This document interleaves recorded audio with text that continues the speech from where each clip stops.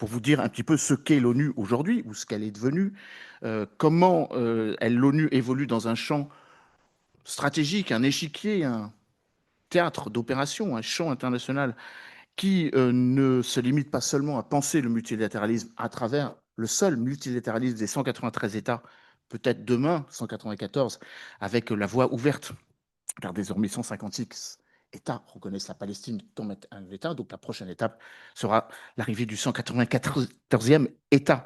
Depuis la création de l'ONU et la charte de San Francisco, le 24 octobre 1945. Et puis un dernier point sur finalement une question que beaucoup posaient. Ban Ki-moon l'a posée, vous l'avez évoqué puisque je sais qu'il vous est cher, mais d'une certaine façon, à peu près tous les secrétaires généraux de l'ONU se sont posés la question, et même d'ailleurs un certain nombre de responsables politiques. Je rappelle que l'ONU, c'est l'Organisation des Nations Unies, ça veut dire que c'est l'agglomération, la coagulation de tous les États sur la planète, et que en fait l'ONU n'existe pas. Ce ne sont que les États qui existent et qui ont confié un mandat temporaire au secrétaire général qui n'a pas plus que la présidente de la Commission une existence, une légitimité en tant qu'organisation sui generis. Mais enfin, la question est posée de savoir s'il y a une alternative à une organisation qui regroupe tous les États de la planète, quelle que soit la nature juridique, quelle que soit la nature politique, et quelles que soient parfois les insuffisante prise en compte du caractère de ce qui constitue pourtant les 19 chapitres et les 111 articles de la charte de San Francisco, c'est-à-dire le droit du peuple à disposer d'eux-mêmes, la souveraineté des États, la non-ingérence dans les affaires intérieures, et puis, bien évidemment, la question de la défense, la promotion des libertés, des droits fondamentaux. En France, c'est une question auquel nous sommes sensibles, car le 9 décembre 1948, nous y avions contribué, largement contribué avec la Déclaration universelle des droits de l'homme, qui, je vous le rappelle, est une déclinaison moderne de ce que fut la Déclaration des droits de l'homme et des citoyens de 1789. Donc il faut se réjouir que la France ait été dans cette belle aventure de créer une maison du bien commun. En tout cas, je vais essayer dans mon premier propos de vous évoquer cette question en nous posant tout simplement la question de l'âge canonique de cette belle dame. Patrick l'a évoqué, 80 ans. Je rappelle que la précédente tentative de fédérer l'ensemble des nations n'a duré que 26 ans. 1920, 1946. Certains disent d'ailleurs qu'à partir de 1936, et donc les frissons ou les frémissements pardon, de la Deuxième Guerre mondiale, l'organisation avait déjà disparu. Oui, évidemment, je parle à celle auquel on fait référence quand on parle du palais de glace, auquel faisait référence Ban Ki-moon, en l'occurrence la Société des Nations, sise à Genève. Alors, aujourd'hui, on est dans un contexte dans lequel on peut finalement résumer le propos qui consiste à être dans non seulement un polymorphisme, je vais essayer de l'évoquer comme une alternative, une solution, mais surtout dans un délitement de ce qu'a fait les fondamentaux du système international. L'autorité de la loi, qui fut pendant très longtemps la meilleure garantie de l'égalité, est désormais bafouée, ou en tout cas mise en concurrence par la loi du plus fort, ou la loi de celui qui a le plus d'arguments, c'est-à-dire une logique non plus d'une diplomatie inclusive, mais d'une diplomatie exclusive. Certains appellent ça la diplomatie transactionnelle. Celui qui peut le plus obtient davantage. Et donc je crois que c'est un petit peu un élément qui va sous-tendre ma réflexion en rappelant que Clausewitz, dont on dit beaucoup qu'il était le chantre de la guerre, rappelait que la loi est avant tout basée sur la force, mais que la force ne peut pas se substituer à la loi. Je crois que comme premier propos liminaire, on peut dire que tout le système international, les géopoliticiens se réfèrent souvent à des grandes dates, le système westphalien depuis 1648, on fait la guerre et ensuite on fait la paix, a totalement volé en éclats. Car désormais, il n'y a plus de continuité du fait qu'on passe de la paix au conflit à la guerre. Aujourd'hui, nous sommes en permanence en conflictualité. Dans les différents livres blancs, vous savez ce qu'est un livre blanc, un document stratégique qui prépare nos pays à faire face à l'adversité, ce triptyque qui était celui un peu de Marc Bloch au début, juste avant le déclenchement de la Deuxième Guerre mondiale, qui parlait de ce triptyque paix, guerre, paix, conflit, guerre. Aujourd'hui, s'est substitué à confrontation, compétition et affrontement, c'est-à-dire on doit être préparé à faire tout cela en même temps, ou en tout cas à l'appréhender en concomitance. Alors, les universitaires aiment bien citer un certain nombre d'auteurs. Ils sont prolixes sur cette question, mais je crois que deux auteurs me semblent être légitimes à invoquer quand il s'agit de parler du sujet qui peut vous paraître complexe, mais vous allez voir, il est assez simple finalement à comprendre, ou en tout cas, les différents éléments que j'ai mis en exergue répondent à l'interrogation générique que vous m'avez sollicitée, c'est-à-dire existe-t-il encore une alternative au multilatéralisme et peut-on encore espérer que le multilatéralisme ressort de cette période ô combien chahutée. Alors, le premier auteur, c'est un auteur qui devrait vous parler, car je sais que vous êtes empreint d'asiatisme. C'est un auteur de Singapour, un collègue de Singapour, qui fut diplomate, qui fut universitaire, qui est encore, je crois, le doyen de l'université Lee Kuan Yew de Singapour, Kishore Mahbubani, dont je vous conseille les excellents ouvrages, qui prophétisent un peu la fin de l'Occident, ou en tout cas qui met en avant le fait que, à défaut d'asiatisme, il y a quand même une réalité qui fait que l'Asie est en train de submerger le reste du monde et que d'une certaine manière, la Chine a déjà gagné, car sur les quelques 40 trillions de dollars de l'économie asiatique, à peu près 70% de ce PIB est chinois. Alors Kishore Mahbubani évoque le fait que nous sommes en train de vivre... Pardon Kishore, K-H-I, alors K-I, pardon, K-I-S-H-O-R-E, Mahbubani, M-A-H, B-U, B-A-N-I, je suis un peu dyslexique, donc je crois. Ne pas me tromper en vous l'indiquant, sinon je viendrai vous l'écrire à la fin de ma conférence. Kishore Mahbubani évoque donc la fin d'une parenthèse, tous les mots ont leur importance dans la citation, la fin d'une parenthèse de 4 siècles de domination occidentale. Car finalement, le multilatéralisme, c'est un multilatéralisme créé par les puissances occidentales. Et que d'une certaine façon, aujourd'hui, quand on remet en cause le multilatéralisme, on remet en cause d'une certaine façon un élément de captation doctrinaire qui voudrait que les puissances qui ont porté le multilatéralisme au sortir de la guerre, en l'occurrence les 5 pays qui ont gagné la Deuxième Guerre mondiale, contre les deux empires, le nazisme d'un côté et l'héroïtisme, ou en tout cas l'empire nippon de l'autre, l'ubris impériale japonaise de l'autre côté, ont construit un système qui est un système que certains aujourd'hui récusent, car il est un peu bancal, un peu déséquilibré, ou en tout cas il n'est pas suffisamment multi polaire ou multilatéral précisément. Alors Kishore Mahbubani explique le fait que nous sommes en train de vivre la fin de cette parenthèse de 4 siècles de domination occidentale qui, s'il n'eût eu les colonies, aurait déjà été précipitée à la fin du siècle dernier, c'est-à-dire à la fin du 19e siècle.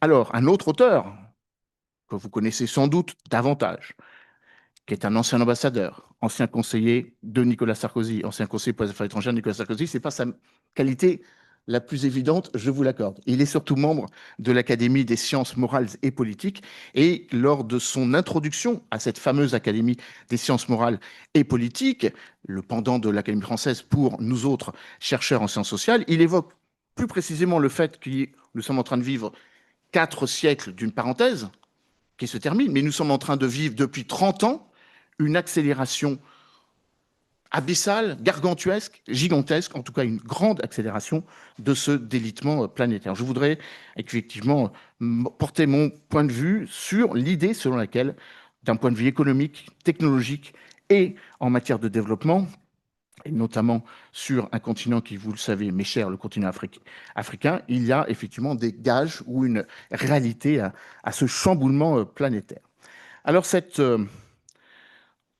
réflexion m'amène quand même à évoquer ce que fut l'idée même de la communauté internationale, ou ce qui fut finalement les ferments du système international, que ce soit à travers la Société des Nations ou à travers l'ONU. Je cite un autre auteur qui va finalement être ma référence intellectuelle, s'il m'écoute. je ne suis pas certain qu'il le percevrait comme ça, mais enfin, c'est un auteur que j'aime beaucoup. C'est quelqu'un que vous connaissez ou que vous devriez d'ailleurs vous devriez vous intéresser aux travaux, qui s'appelle Léon Bourgeois. Je ne sais pas si certains le connaissent, Léon Bourgeois, l'inventeur du solidarisme. Qu'est-ce que le solidarisme? Finalement, un juste milieu entre le libéralisme et le socialisme. Léon Bourgeois, dans son ouvrage Solidarité en 1896, évoque l'idée selon laquelle l'individu seul n'existe pas. C'est précisément la raison pour laquelle c'est un homme de synthèse, un homme de compromis, un homme de fraternité, la fraternité universelle et humaniste auquel nous aspirons tous, je crois, autour de cette salle. Léon Bourgeois fut non seulement un grand responsable politique, président du Sénat, président de la Chambre, président du Conseil, mais ce fut un prix Nobel de la paix en 1920. Et prix Nobel de la paix, pourquoi? Parce qu'il fut le premier président du Conseil de la Société des Nations, donc le lointain prédécesseur d'Antonio Guterres, et lui-même évoquait le fait que le système international doit être mu par cette belle idée de la main tendue plutôt que du poing fermé, donc de l'empathie, de l'écoute, de l'intégration, en évoquant le fait que la mutualité était la règle suprême de la vie commune. C'est vrai entre les hommes, mais c'est vrai entre les nations, bien sûr, et à contrario, contre le champ de la réduction, de la pitié agissante. En gros, le principe de l'égalité plutôt que celui de l'équité, et je crois que c'est une notion qui, en relation internationale, a tendance un peu à disparaître. Alors, l'ONU, cette belle maison, qui est une maison qui regroupe tous les États de la planète, a quand même une particularité qu'on aurait presque tendance à oublier. Non seulement ce fut la maison des vainqueurs, c'est ce qu'on récuse les pays qui ne sont pas membres du Conseil de sécurité de manière permanente. Donc c'est à peu près, si je compte bien, 189 États sur 193. Ça fait quand même beaucoup. C'est aussi la quintessence ou la déclinaison d'un monde qui n'existe plus, puisque je vous rappelle que l'ONU a été créée par la Charte de San Francisco le 24 octobre 1945, que le Conseil de sécurité a été, donc cette charte avait été signée à San Francisco, pardon, le 26 juin 1945, elle fut ratifiée et donc donnant naissance officiellement aux Nations Unies le 24 octobre 1945, mais ne jamais oublier que le Conseil de sécurité n'est pas advenu tout de suite, et il a donc fallu un deuxième temps, ou un troisième temps, pardon, le 17 janvier 1946, à Londres d'ailleurs, pas à Washington, pas à New York encore, pour créer ce Conseil de sécurité. Alors qu'est-ce que l'ONU finalement? C'est la chambre de résonance d'un rapport de puissance occidentale, certes, qui avait gagné la guerre, mais surtout de puissance coloniale. Je vous rappelle, vous le savez, enfin il est utile de le rappeler. Hein, les Nations Unies, au moment de leur création, c'était 51 États. Et donc, on avait créé non pas un multilatéralisme équilibré, on avait créé un multilatéralisme des grands empires, pour que les grandes nations aient une caisse de résonance et puissent se répondre. L'Empire soviétique, enfin pardon, l'Union des républiques socialistes soviétiques, les États-Unis, dans leur logique aussi coloniale, je rappelle, Panama, les îles Vierges, les îles micronésiennes au Pacifique, et puis quand même, faut-il le dire, la France en plus grand, la France des 130 millions de Français qui, à travers le fait colonial, au moins jusqu'en 1955 en Indochine, jusqu'en 1977 en Afrique, dernière colonie à être rendue, à qui on a rendu son droit du peuple à disposer d'eux-mêmes, Djibouti en 1977. Bref, une ONU qui était d'une certaine façon un peu bancale dès le début.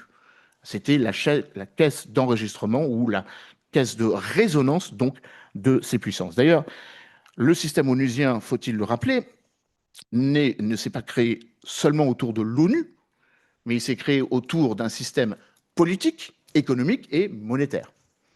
Car l'ONU a tout de suite été triplée par le Fonds monétaire international et la Banque mondiale, qui, je vous le rappelle, sont les trois domiciliés aux États-Unis avec cette notion de capitalisation, cette notion de caporalisation, peut-être cette notion de excessive domination. Alors, une fois qu'on a dit ça, le fonctionnement de l'ONU, dès sa genèse, était un peu faisandé, comme on pourrait le dire, mais si on regarde le fonctionnement de l'ONU, ça ne va pas mieux, car l'ONU, et on en est actuellement à peu près à 12 000 résolutions de l'Assemblée générale des Nations unies.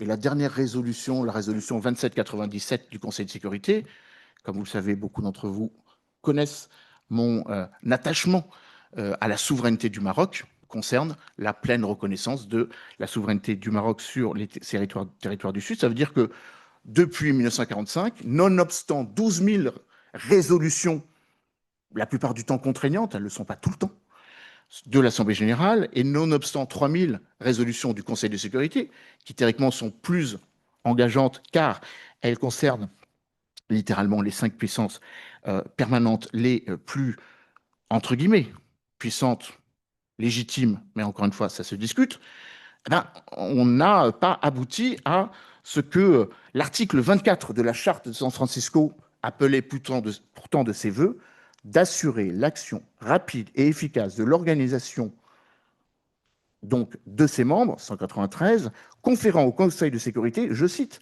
la responsabilité principale du maintien de la paix et de la sécurité internationale. Nous sommes aujourd'hui à 56 conflits majeurs dans le monde. Nous sommes à peu près à 15-20% de la population mondiale qui vit à moins de 5% d'une zone de conflit, guerre civile, guerre innommable, comme on l'a vu à Al-Fasher il y a quelques jours, dans le sud-ouest du Soudan, au Darfour. Et je le sais, je sais votre attachement à dénoncer un certain nombre de conflits. Ils sont tous innommables, mais il y en a de plus violents, ou en tout cas, il en est de ceux dont on se souvient avec un peu plus de force. Enfin, n'oublions pas le Yémen toujours, n'oublions pas que l'on continue toujours à se battre dans le dans le nord-est de la Syrie, et n'oublions pas qu'on se bat toujours au Sahel, près de 10 000 victimes, ne serait-ce qu'au Mali, au Burkina Faso et au Niger. Et bientôt, je le crains, hélas, la chute de Bamako. La France vient juste, il y a quelques heures, d'enjoindre ses ressortissants à quitter d'urgence Bamako, comme les États-Unis l'ont fait il y a quelques jours. Bref, des Nations Unies qui, malgré des chapitres qui vous sont familiers, le chapitre 5, le chapitre 6, le règlement pacifique des conflits, le chapitre 7, l'action potentiellement j'allais dire l'action cinétique ou la capacité d'utiliser la force en cas de menace grave à la paix ou en cas de menace contre des populations, c'est-à-dire d'un risque génocidaire, malgré toute cette belle mécano institutionnelle, malheureusement, force est de constater qu'un certain nombre de génocides n'ont pas pu être empêchés. Celui du Rwanda en 1994 est un cas d'école, hélas. L'ONU a démontré son incapacité à y faire face, puisque c'est une action militaire d'un pays membre de l'ONU, même s'il y a eu beaucoup de critiques par rapport à cela. Comme vous savez, l'autorisation donnée par l'ONU tardivement à la France pour qu'elle agisse en juin, alors que le génocide avait commencé en avril 1994. On pourrait continuer ainsi. Le massacre des musulmans à Srebrenica, considéré, des jurés, comme également un génocide. Et bien évidemment, sans aller dans les génocides, le cas d'école que nous avons sous les yeux de l'Ukraine ou de la bande de Gaza. Je vous rappelle que sur la bande de Gaza, il y a eu à peu près 225 résolutions onusiennes. Les États-Unis ont utilisé leur veto à peu près à 50% pour défendre parfois un certain nombre de décisions hâtives, ou en tout cas non légitimes, la reconnaissance de la colonisation illégale des colons en Cisjordanie, ou la non-contrainte par rapport aux résolutions 181 de novembre 1947, résolution 242 de novembre 1967, qui appelle à une solution à deux États. Bref, sans rentrer dans les détails, une ONU qui n'a pas permis la solution à deux États, qui n'a pas permis la constitution d'un État. La meilleure preuve en est, ce n'est pas l'ONU qui a fait bouger les lignes, mais un proactivisme ou une proactivité ou un proactivisme du président américain. Je ne suis pas certain que ça marche. Mais en tout cas, la réalité est là. Et puis, bien évidemment, l'Ukraine. Comment ne peut-on évidemment passer sous silence le fait que, malgré un certain nombre de résolutions, malgré un certain nombre de mobilisations, je crois courageuses, honnêtes, ou en tout cas respectables de la part du secrétaire général des Nations Unies, Antonio Guterres, rien n'y a pu faire pour empêcher ce conflit. Bref, vous l'aurez compris, une paralysie qui me semble parfaitement expliquer le dysfonctionnement du système international en général à travers cette métamorphose d'une ONU qui, passant de 51 à 193 États, est devenue une grosse machine administrative dans laquelle il y a des rapports de puissance, toute organisation internationale en possède, mais des rapports de puissance qui en deviennent sclérosantes. Parfois même d'ailleurs, l'ONU devient la caisse de raisonnement des confrontations non cinétiques, hybrides, comme on peut dire, ou indirectes.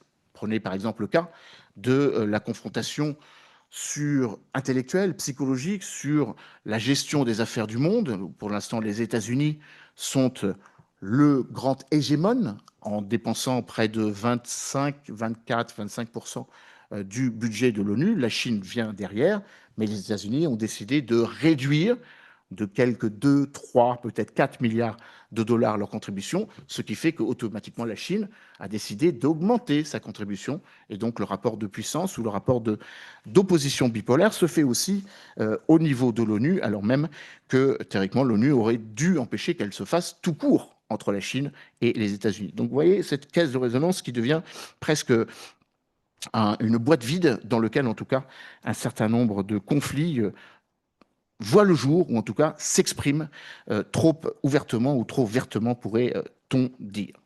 Alors, au-delà de tout ça, je ne voulais pas non plus prendre trop de mon temps pour vous évoquer les dysfonctionnements institutionnels de l'OTAN, de l'ONU, parce que j'ai encore beaucoup de choses à vous dire. Bien, un autre élément important. Déjà? Voilà.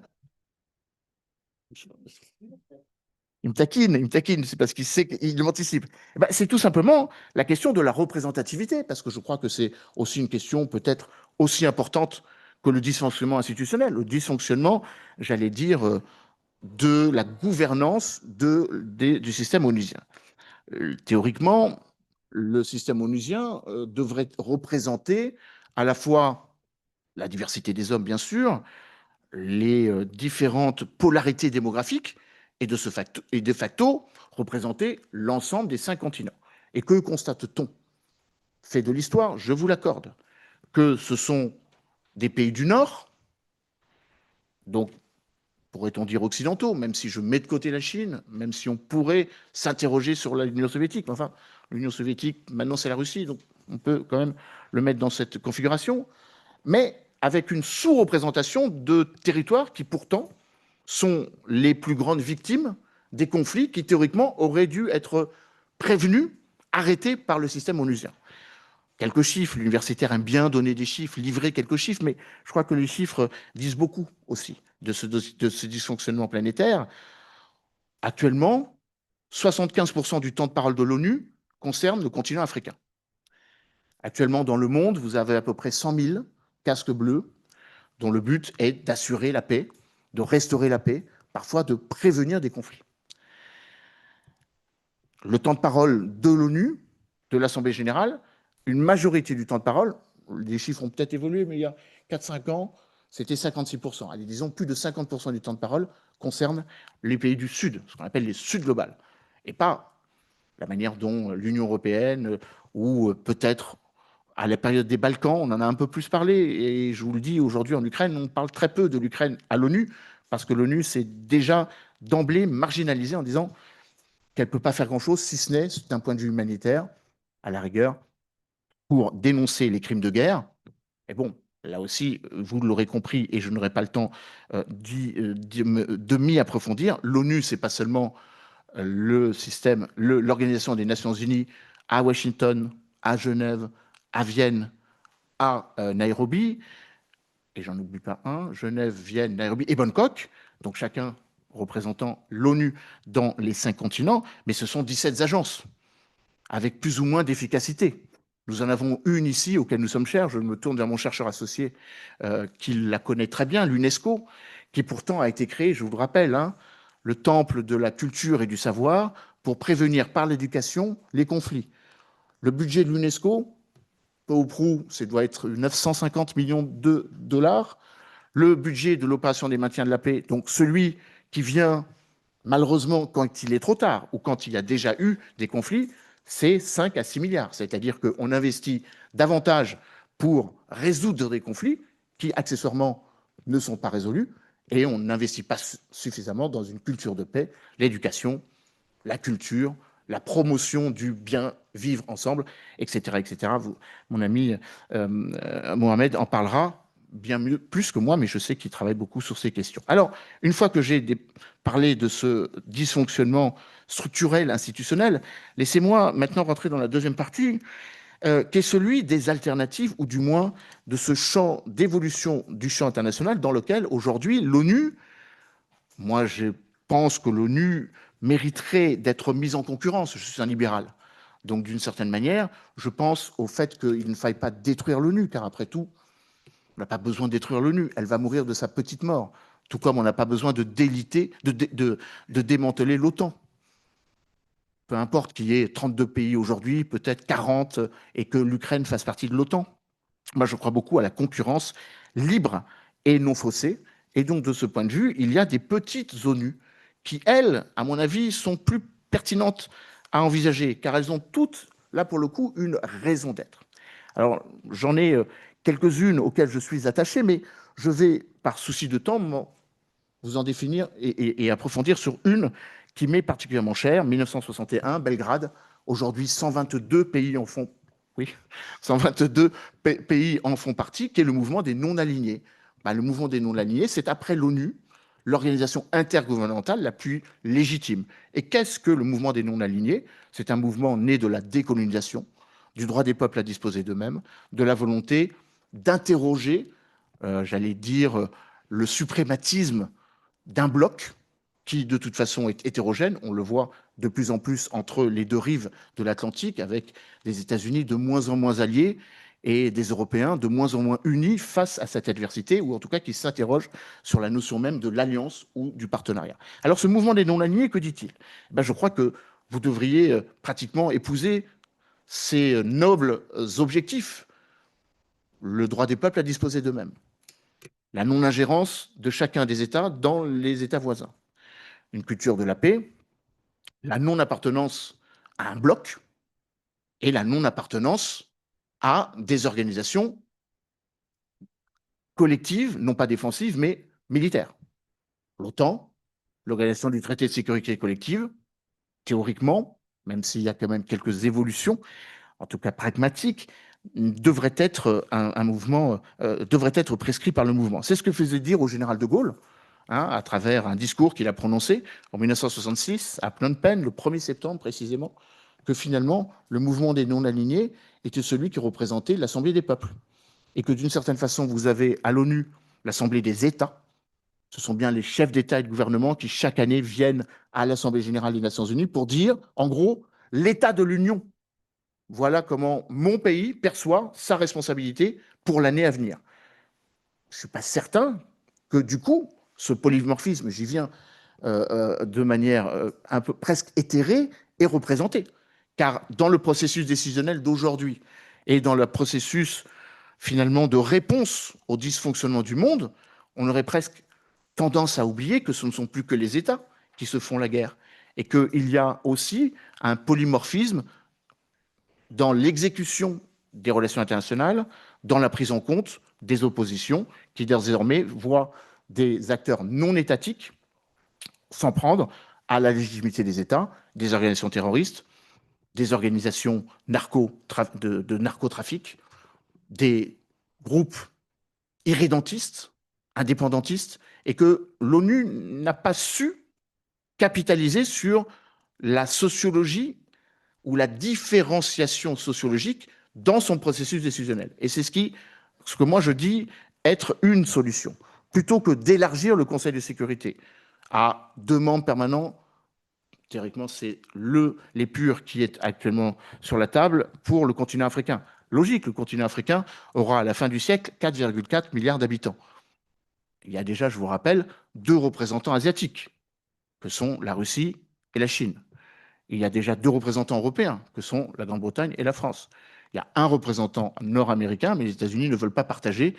Et je crains que le Canada, ni le Mexique, ou peut-être le Brésil, mais pour des raisons idéologiques, ne soit pas forcément le choix de Washington aujourd'hui. Alors moi, je crois beaucoup au fait que, plutôt que d'aller chercher des États, plutôt que de faire rentrer de nouvelles personnalités dans la gouvernance, ça s'appelle le G20, qui est plus large que le G7. Et donc, ce ne sont pas seulement les pays occidentaux, les pays les plus développés, mais des pays en voie de développement. Donc, les 13 autres pays en voie de développement, merci, c'est précis. Et je crois beaucoup à cette idée de polymorphisme du système international. Alors, de quoi s'agit-il? Alors, le polymorphisme, pour moi, consisterait à dire, mais je sais que Jacques va en dire quelques mots, et je sais, pour avoir discuté avec vous, qu'il faut aussi tenir compte d'un fait générationnel qui, aujourd'hui, rend plus légitime un certain nombre de personnalités qui ont été un peu marginalisées dans le système décisionnel tout court. Le président de la République, Emmanuel Macron, en avril 2018, lors de son discours au Bernardin, enjoignait les jeunes à rentrer en politique, les jeunes chrétiens, en l'occurrence, à rentrer en politique, enfin, les jeunes catholiques, puisque c'était le collège des Bernardins. Je crois que cette notion du polymorphisme doit impliquer ce que les anglo-saxons appellent des role models, c'est-à-dire des personnalités qui sont entraînantes, engageantes, représentatives du changement générationnel du monde. La fameuse génération Z n'a pas de voix qui porte à l'ONU, qui parle au nom des jeunes qui sont nés entre 1990 et 2010. Par contre, il y a un certain nombre de personnes qui ont obtenu des prix Nobel. Le docteur Mukwege en 2016. Il y a des causes. L'abolition de l'arme de destruction massive qu'est le nucléaire en 2018. La campagne internationale contre le nucléaire qui a donné naissance en 2017 au traité d'interdiction de l'arme nucléaire, désormais ratifié par 99 États, donc devant théoriquement nous concerner. Vous n'aurez bien pas échappé qu'aucun membre du Conseil de sécurité et aucune des 9 puissances nucléaires ne veut le signer, mais je sais que c'est une question qui vous est chère. Bref, des personnalités religieuses, des personnalités sportives, des personnalités emblématiques de la diversité internationale telle qu'elle ne se représente pas seulement à travers les chefs d'État et de gouvernement. Et je crois que ce polymorphisme devrait même aller un peu plus loin, car l'ONU est supposée être le lieu du dialogue, le lieu du débat. Or, c'est souvent plutôt le lieu de l'administration, au sens littéral du terme, des politiques. Voilà ce que je vais faire. Voilà la doctrine qui est la mienne. Et je crois qu'il nous manque, je ne suis pas certain que ce soit à l'ONU, pour ça que je crois beaucoup à l'émergence de petites ONU, comme le mouvement des non-alignés. Je pourrais vous citer également une structure à laquelle je crois beaucoup en Europe et qui, d'une certaine façon, devrait être de plus en plus prégnante dans le débat d'idées, c'est celui de la communauté politique européenne. Et je termine, combien il me reste? Une phrase? Une minute? Une minute. Eh bien, je termine en une minute. En vous disant que, comme je vous le disais jusqu'à présent, l'organisation des nations, comme je vous le disais dans la foulée, l'alliance des États pour se défendre dans une logique de sécurité collective. 4 avril 1949, donc on est bien 4 ans après l'ONU, on trouve la nécessité de créer l'organisation du traité de l'Atlantique Nord. Alors que théoriquement, la création de l'ONU aurait dû être ce que Francis Fukuyama évoquait, c'est-à-dire l'idée selon laquelle la fin de l'histoire aboutissait à la fin des conflits. Il l'a écrit en 91-92. Enfin, la philosophie des dividendes de la paix a quand même mûri pendant les années 60, 70, 80 avec le processus de décolonisation et l'évitement d'une confrontation directe. Bref, l'idée selon laquelle je crois beaucoup à cette notion de trouver une organisation qui regrouperait le maximum d'États. Et là, je crois que je vais pouvoir m'en sortir avec une pirouette pour pouvoir rattraper tout ce que je ne vous ai pas dit et ce que je voudrais mettre en perspective dans ma réflexion.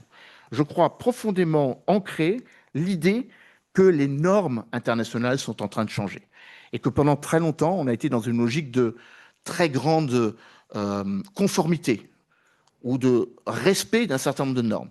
La diversité, l'équité, l'inclusion, on appelle ça les DEI, l'environnement, le social, la gouvernance, on appelle ça l'ESG. Et que d'une certaine façon, la remise en cause de ces critères nous oblige, nous, à repenser la modernité de nos normes. Je résume mon propos ainsi. Aujourd'hui, vous avez 75% de la planète qui sont en train de réguler, pardon, 75% des... Pardon, j'ai inversé, vous voyez, moi-même je suis prêt au piège. 2 à 3% de la planète, des États en termes de population, qui ont la maîtrise de la régulation de 75% des normes. Comment voulez-vous que le reste, les 98, estiment que ces normes sont légitimes car elles ont été façonnées dans des bureaux d'études, à travers des normes, j'allais dire, de kilométrage que ne partage pas l'ensemble, ni de temporalité, que ne partage pas l'ensemble de la planète. Je crois qu'il faut avoir cette idée en tête de repenser un peu, non seulement la manière d'organiser le système international, avec qui, donc cette notion de polymorphisme et de sociologie. Et puis, dernier point, parce que c'est un point que je voulais évoquer brièvement, mais d'une certaine façon, d'une phrase, ça me permettra de lancer le débat. Le général de Gaulle le disait, lui-même appelait ce grand machin. Mais après, il disait, mais certes, mais par quoi remplace-t-on une organisation qui regroupe tous les États dans la planète? Ça veut dire qu'il faut faire des choix, des critères. Vous avez les démocraties, vous avez les États qui sont puissants par leur armée, vous avez les États qui possèdent l'arme nucléaire, vous avez les États qui s'arrogent le droit d'être légitimes et puissants parce qu'ils érigent des normes, les puissances normatives. Et là, on rentre dans toute autre chose. Finalement, on revient au rapport de puissance qu'on a récusé au 19e et au début du 20e siècle. Les petits contre les grands. Et le principe du one man, one vote, qui est celui qui structure le système onusien, en deviendrait caduc. Merci.